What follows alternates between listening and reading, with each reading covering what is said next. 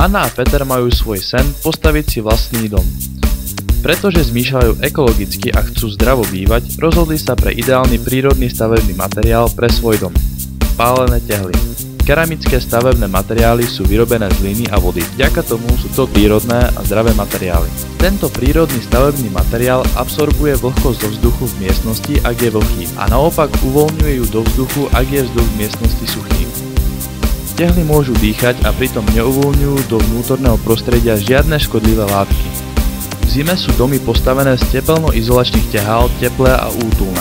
Poskytujú optimálnu tepelnú izoláciu a ochranu pred poveternostnými vplyvmi.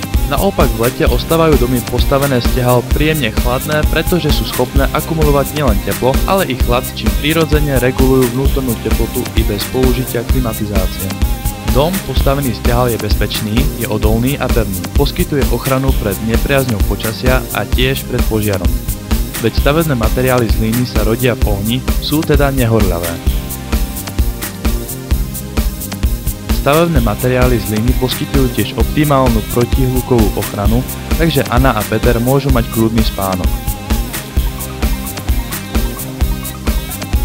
Anna a Peter si plánujú založiť rodinu. To je ten najlepší dôvod, aby ich nový dom bol postavený z prírodných stavebných materiálov, z pálenej hlíny.